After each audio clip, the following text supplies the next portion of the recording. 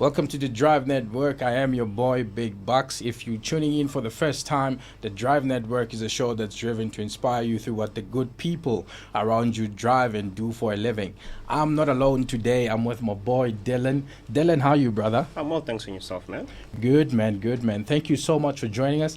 A seasoned car reviewer, content creator, and an automotive event planner. Tell me a bit about that, brother.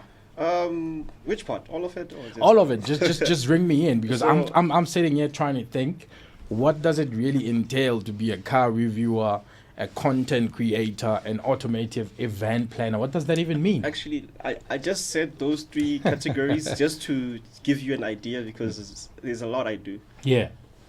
Must I bring it closer? Yeah. Is that fine? Can you hear us? Yeah, I can. Okay. Okay. Great stuff. So, sorry about that. So if you check on my Instagram, my name is Mzansi Petrol, and I love everything to do with cars. So starting out for me, it was I used to just take pictures of cars at events and post them on my page. And I feel like as a car guy, we all grew up watching Top Gear. So overall, like I want to reach that point sometime in my life. We've got to get to that point. And once you're in the industry, there's just building blocks to every single thing along the way. So from taking pictures and started off hosting convoys during COVID. No one had anything else to do. So we're like, you know what? I would host convoys with the meaning, like the gender-based violence convoys to raise awareness or things like that. And then I got an opportunity to host drag racing. And that's where I really got into the spirit of hosting, of drag racing and hosting. And then tell me, because I believe that every single car's got a story behind it. I'm a mini petrol head myself. I'm sure you know that. So tell me, growing up, have you ever seen a beautiful car and thought, what does that guy do, man? Or have you ever, and what did that spark if you ever had that moment? All the time. I'm a big fan of Mercedes. I wouldn't say I'm the big fan of their latest work, but I'm still a fan by heart. And I remember growing up, one of our family friends had an ML63 back in the late 2000s, 2009, 2010. Must be a rich aunt or something. Yeah, those type of vibes. When they come to the family event, everybody just pauses and focuses on them. Yeah. And that's where my I think that was the time I started understanding cars, actually. Yeah. Everybody said they can love cars, but that's when my whole attitude of being a car person really started, because I want to understand how many kilowatts, how many what does this, what's this. That's. And then tell me, because I think you are in the industry and this is your profession, right? And as a young man growing up, do you always know that you want to become this that you are? And how did this come about? How do you decide to get into this? And tell me, what's the highlights and lowlights of this particular industry? Okay. So funny thing is, career day grade 7. I wore a suit. Just wanted to say I wanted to be a businessman. I didn't know what kind of a businessman, but in my head I always knew I wanted to be in the automotive industry. I remember thinking I want to own a car dealership, growing up. Fast forward to going to varsity, I applied at TUT for entrepreneurship. And I remember the first day of class, they asked us if people have companies. In a class of 70 people, close to 6 people raised up their hands, they had companies. I mean, still first year. And they said, no, guys, don't rush yourselves. If you want to start a business, do something that you love. Yeah. So over the course of the next few months following to that, I was thinking, what could I do which I love? And I just opened the page. I'm like, you know what? I'm a big supporter of our country. And we have a lot to offer. I feel like out of a lot of countries in the world, there's a lot we can talk about in our country. So I said, okay, I love cars. Let me combine that. Hence the name Mzansi Petrol, bringing what the country has to offer and showing it to the guys all over the world, if I may say. And what would you say are the highlights of being in this particular industry? And is there any barriers of entry? Is it difficult to be in this particular segment, if I can call it that? Nothing worthwhile is easy. The highest points right now I would say is getting the cars. I mean, I drive cars which I'm far away from affording right now in my current life point. But how do we get you to afford those cars? I understand that's the big thing, one of the biggest arguments I would have with my parents is they see that it's a hobby of mine and it's moving forward for me, but they all want someone to have something sustainable. Yeah, absolutely. Afford your own place, afford your own car, the whole costs. So at this current moment, I've had and lost sponsors here and there. Still looking for sponsors. That's the best way to get out there. On YouTube, there's payments coming through here and there, but generally, as a car guy, this industry is not really a smart investment. So you wouldn't tell a younger version of yourself to be in this industry? I would tell you, if it's your passion, follow it. But don't come here expecting the riches. If they will come naturally. Yeah. Don't approach situations by thinking about the money first. I hear you. And a guy like you, man, I don't think if I'm you, I would actually need a car to buy. Is it me thinking like that, or is it wrong? And if you would buy a car, what would that car be? You're not wrong, but at the same time, you're wrong. Simply being, it doesn't mean I have cars every week. You get new cars. Sometimes we have long-term cars for a month or whatever the period you've agreed on. But generally, the thing is, there are some weeks where I don't have cars, and you have to rely on the cars at home. And, you want something to fall back on your own. Yeah. So if you were to get a car, or if I were to get a car, when my finances are actually okay. Right now, it start off with something small, like a normal Polo or something just to get me by. But if I were to get a dream car, it would be a W204 C63. Oh, you've got great taste, right? Yeah.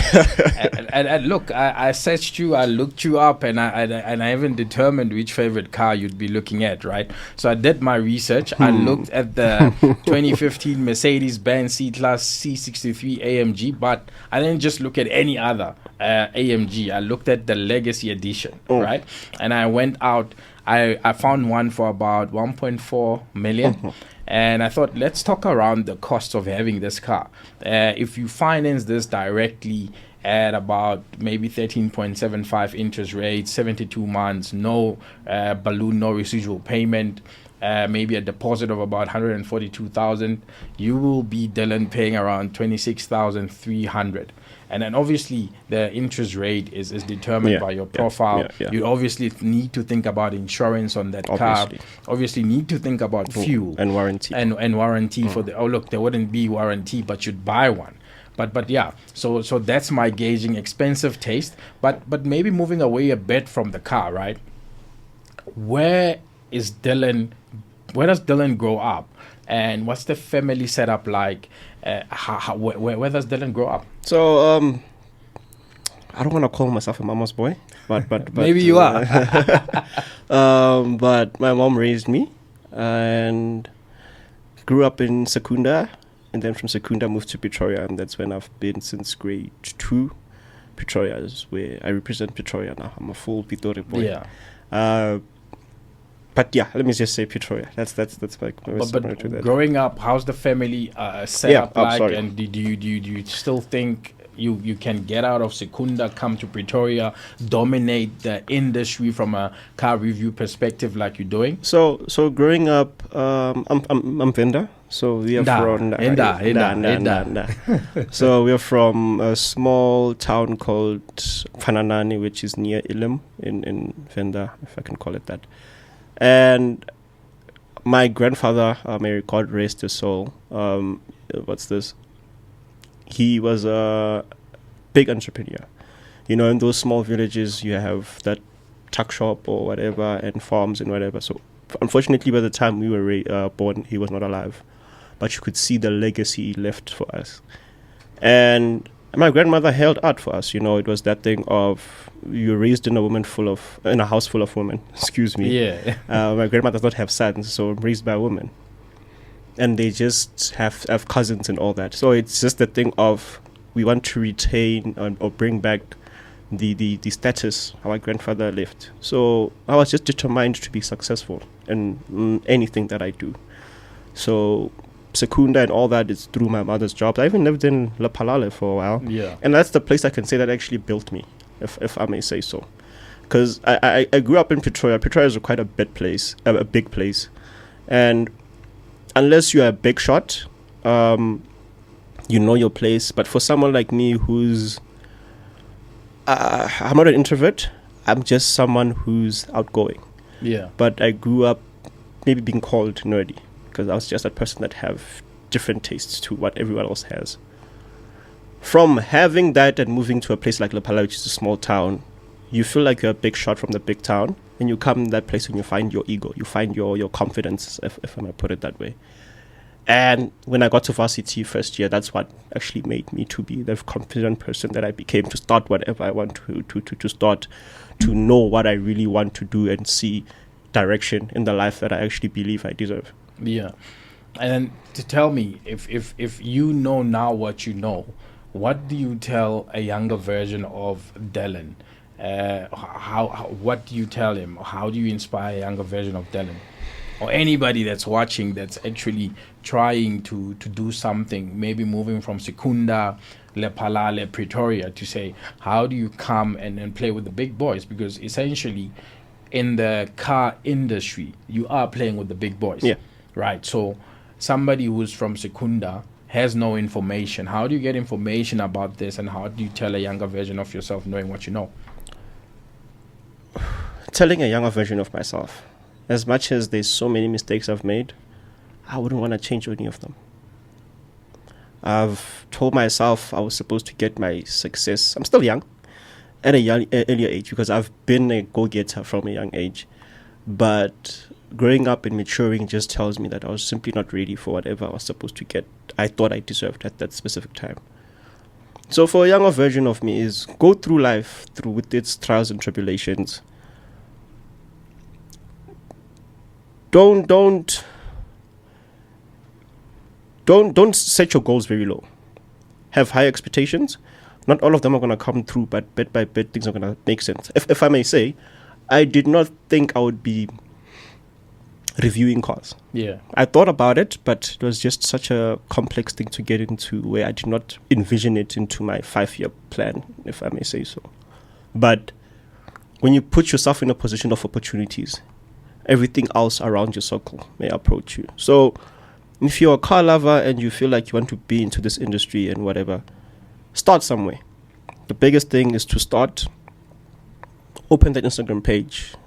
Be a photographer, or I don't know, whatever it is you feel you're very good at. If you are good at bringing people together, get that guy that's a photographer. Say you're just the event planner. As I said, I've went through all the stages. I take photos, I take videos, I edit, I do all of those things. Self-taught, because I just felt the passion. And when you're starting, no one really believes in your vision.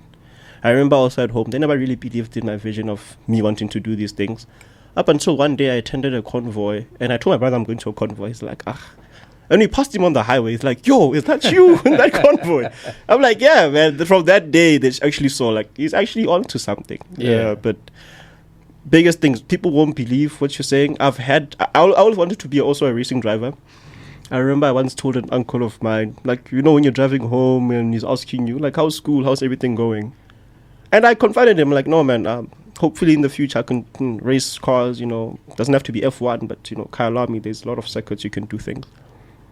I was actually hurt that to hear my aunt says, they say you're very delusional. You want to be a racing driver. And I'm like, I was just expressing my dreams, man. Yeah. There's no need for you to cut me short like that. But Yeah. it's just the thing of people will never understand something until they see it happening. And by then it's too late for you to actually give them the benefit of the doubt to say, this is a person that's actually behind my back. So do you, because only you got your back like nobody else. Powerful, man. And I think for a young man who's from Secunda, you are doing great, and keep doing what you're doing. Thank you. You are one of the biggest guys in the car review segments. I've told you that. And yeah, for all the doubters, look, man, it doesn't matter where you come from. What matters is where you're going, and do not crush people's dreams. But because you change cars so often, what are the 5 things that you always have in your car or move around your cars with? Number 1 is my charging cable. Because wireless charging is a myth. Just gets your phone hot for no reason. Yeah. A bottle of water, my cologne, license, obviously. What else? And a bottle of water. Did I mention that already? I think you did. But those are just the basics. Awesome, man. No. I think I also have a few things that I put in my car all the time. What are they?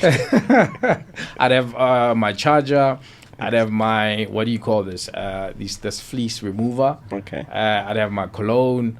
I'd have, what else? I need lip stuff or I need lip stuff. Yeah. And man, I don't know. I also need my hand lotion. I forgot something else. I never go anywhere without a jacket. Without a jacket. And another pair of shoes. Simply because even if it's in the summer, I don't enjoy. I love winter. Yeah. I don't like feeling cold. I love winter because I can justify wearing a jacket. In summer, if I come out wearing a jacket, I'm like, this guy, why is he wearing a jacket? But for me, I'm that type of a person. Once I feel cold, the whole party is over for me. I don't focus on anything else except the cold. So absolutely, I'm the same actually. But Dylan, I note your favorite car, your dream car, and I think, my brother, you're doing great. You are moving towards that favorite car, but we would get you ready as well towards your favorite car to get you in a test drive of your favorite car. I would love that. We'll have to touch base with our partners, Ferro Auto, just to see what they have in store. Probably take you there one good Saturday for you to really put, I don't know, put some experience into that dream and hopefully get you closer to the dream. I would say this. I recently had the Audi RS e-tron GT. Yeah, the electric. The electric one. Yeah. So it's not really the replacement R8, but it's currently just the replacement in that segment as they stopped making the R8.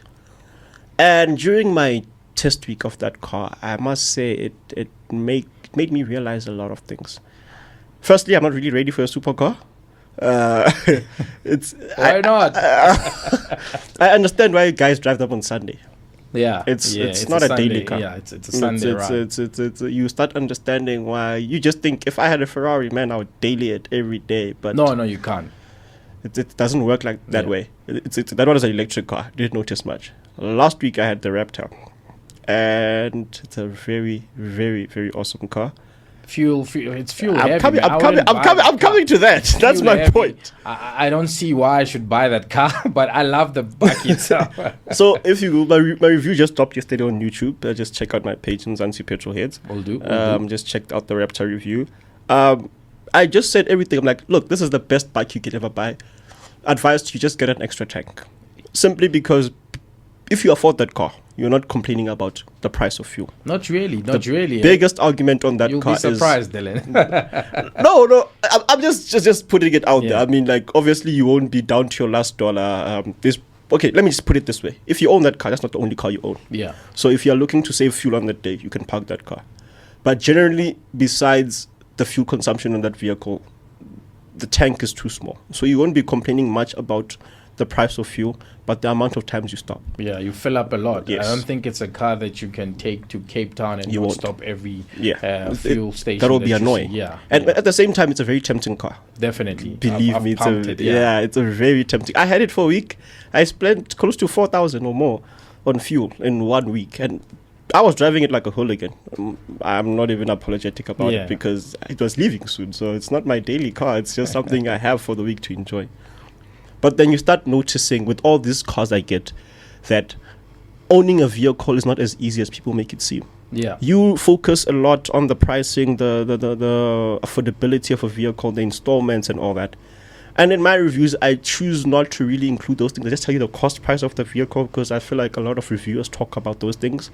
I believe in that the point where you come and watch my review about a car, you've already thought about buying the car. So I'll just tell you about the fun parts or what's that about. So different reviewers give you different insights into vehicles. Yeah.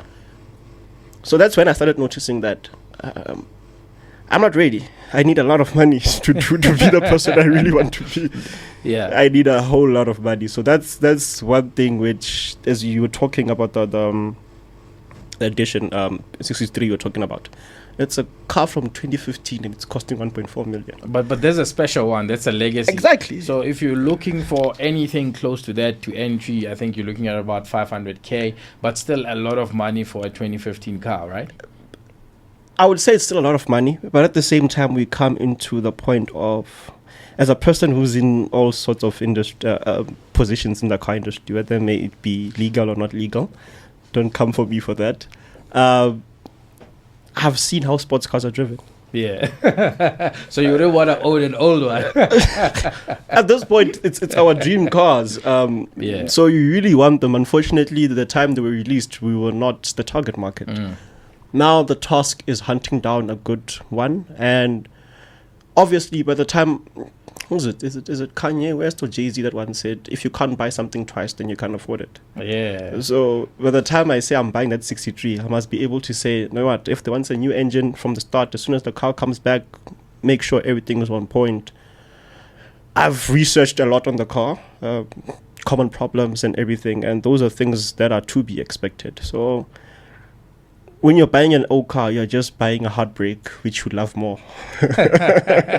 So I see you driving the Volvo. It's an electric car, and I think the world is moving towards electric cars, obviously, to try and reduce carbon emissions and stuff. So what has your experience been with the electric car? So I'm lucky enough to tested close to 4 different electric vehicles. Currently, I have the EX30 on test, which is the smallest SUV which Volvo provides. Very, very nippy car. Does 0 to 16 like 3.2 seconds. So it's very, very exciting. Well, for me, it's different because I'm an ICE car. I'm an ICE person, right? I need to hear the engine sound, but with an electric car, when I drove one, there's no sound. I get a lot of backlash as I'm Dylan the petrol head, and I'm all about V8s and all that. But the point is, we're moving to a different future, despite the issues we have in our country of load shedding and all that. But we're looking at the bigger picture of emissions. If you are a car geek, don't get into the whole how it's produced or whatever. We're just looking at something sustainable. Not everything's going to be fully sustainable, but it works to lower the carbon emissions down. So currently, the EX30s, I must say, is one of the most reasonably priced quality. How much is the car, by the way? The one I have right now is the top edition, the twin motor one, with about 300 and something kilowatts and 500 and something newton meters of torque. Starting price was it's just around $1 million. You see, I think that's the biggest discussion around electric cars, right? I think. Sorry. The starting price one is 700,000. The one I have, the range topping one, is priced at $1 million. It's $1 million. Okay, great stuff. I think it's went down a bit, but I think the biggest concerns with electric cars again in South Africa it would have been the affordability, because who buys that car for that much? I think take me through affordability and I think the livability portion, because it's a big anxiety for a lot of people. So I'll give you an example with the e-tron. With the e-tron, it's a sports car, so which means everything is based on power. They will tell you it has a range of 400 or 500 kilometers, but the moment you put on the aircon, range tops by 100 kilometers automatically. So it's either you choose to be burning and save range. Cannot burn. You understand? But we have, like the one I had last week, I had the C40, Volvo C40, and I do not struggle with charging it. So basically you start getting to the point of, once people that are owning electric cars in terms of pricing point and in our current space in the industry, it's someone who has 3 or more cars, unfortunately. So can it be my daily? Yes, it can. Take me through that. So when I do the calculations, let's say roughly on fuel you spend 5,000 per month, which is very low for some people, but roughly, right? And we tone it down just for work. I'm not talking about your weekend rides and all that. Tone it down to you using an electric car, where you can also charge at work and at home. On your electricity bill or on the charging card at charging stations, we might cut that cost to around 2,000.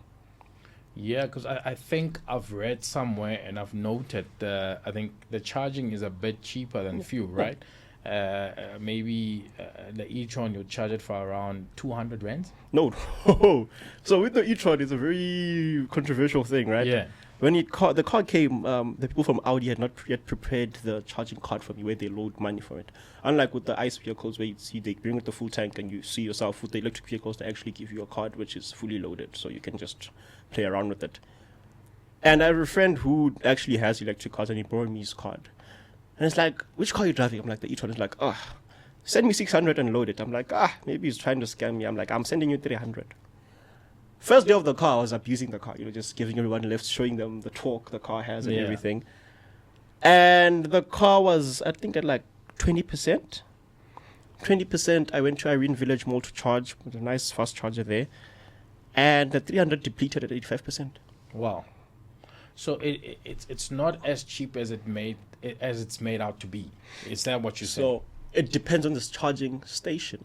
So the faster the charger, the higher the price. Definitely. But when you're indoors, it's only coming to your electricity bill. If you use prepaid electricity, you see the pricing is basically the same. The kilowatts which are used from your house, it just takes on how much you are loading.